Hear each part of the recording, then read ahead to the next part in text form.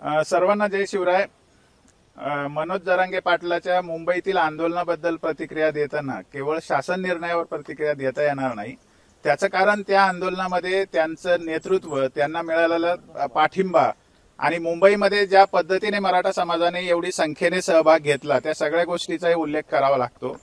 परंतु हे सरकार अतिशय ताकदवर आहे आणि त्यांचे अधिकारी आहेत, फडणवीस साहेब अनुभवी आहेत.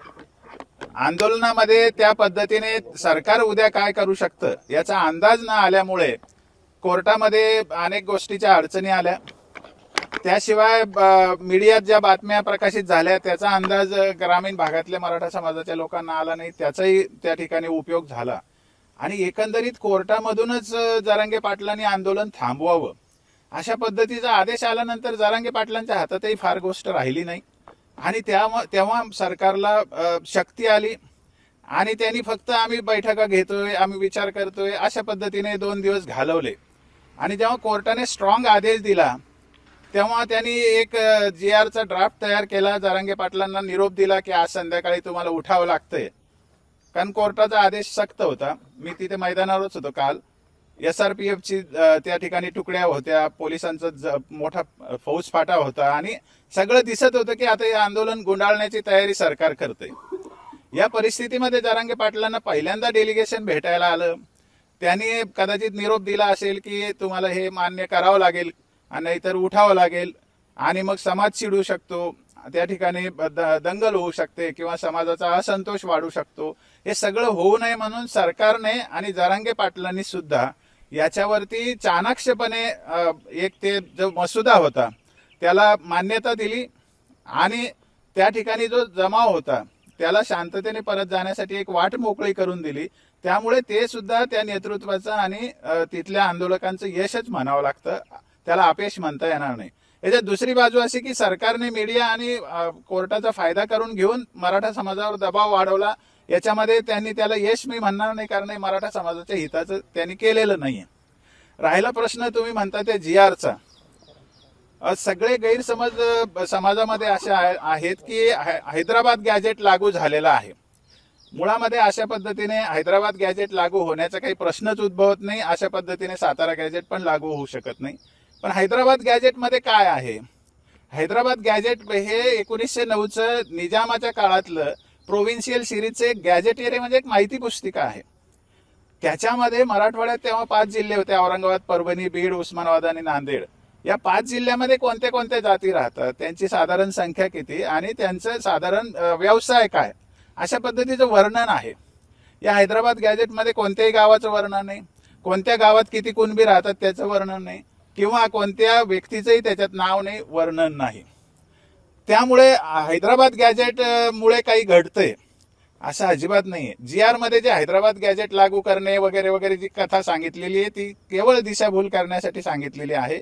हैदराबाद गॅजेट लागू झालेलं नाही. त्यामुळे काय झालंय, आता सरकारने काय सांगितलं की हैदराबाद गॅजेटचे पुरावे बघून, म्हणजे त्याच्यातला एकही पुरावा बघण्याचा प्रश्नच उद्भवत नाही कारण त्यात पुरावेच नाहीयेत. पण सरकार असं म्हणतंय की 1967 पूर्वीच्या शेतीच्या वगैरे नोंदी बघून नसेल, शेतीचे नोंद तर प्रतिज्ञापत्र घेऊन ते प्रतिज्ञापत्र त्या नोंदी 1967 पूर्वी महाराष्ट्राचा रहिवासी असण्यासाठी वाक्य वापरलेलं आहे, जातीचा दाखला देण्यासाठी नाही. जातीचा दाखला देण्यासाठी जे वाक्य आहे ते असं आहे की रक्ताच्या नात्यात किंवा कुळामध्ये कोणाकडे जरी नोंद असेल, म्हणजे एका आडनावाची नोंद असेल तर त्या कुळामधील सगळ्यांना त्याच्या आधारे दाखले मिळू शकतात. आणि समजा मी उदाहरण देऊन सांगतो आता की मी सराटे आहे, आमच्या सराटे घराण्यात कोणाकडेच नोंद नाहीये कुणबी जातीची, मग माझी आत्या गावातच दिलेली आहे, म्हणजे नातेवाईक आहे, पोफळे त्यांचं आडनाव आहे, तर त्यांच्याकडे नोंद असेल, समजा त्यांच्याकडे प्रमाणपत्र असेल, तर मला त्या नोंदीचा काही फायदा होणार नाही, ते गावातले नातेवाईक असले तरी. समजा माझी पुतणी आवटेमध्ये दिली, आवटेमध्ये नोंद असली तरी व्यायी झाले म्हणून त्यांच्या जातीच्या नोंदीचा फायदा सराट्यांना होणार नाही. मग सराट्यांना काय फायदा होईल? समजा सराटे 100 घरं आहेत सराट्यांची, तर त्यातल्या काही घरांचे कसं वंशावळीमध्ये जुळवता ज्याची नोंद आहे त्याच्यापर्यंत ती पोहोचत नाही. मग त्याच्यासाठी ती समिती आहे. गृह चौकशी त्याच्यासाठी होणार आहे की हे एकच कुळ आहे का, हे भाऊकी आहे का, यांचं रक्ताचं नातं आहे का, हे एकमेकाशी संबंधित आहे का. तर अशी नोंद कोणत्या तरी एका कुळामध्ये सापडली तर त्या कुळातील सर्वांना, त्या रक्ताच्या नात्यातील सर्वांना त्या नोंदीचा फायदा देण्यासाठी ज्याच्याकडे सर्टिफिकेट आहे, ज्याच्याकडे नोंद आहे, तो ॲफिडेव्हिट देऊ शकतो, हो ते माझ्या भावकीतले आहेत. तर म्हणजे नोंदीचा प्रश्न त्या ठिकाणी निकाली निघत नाही.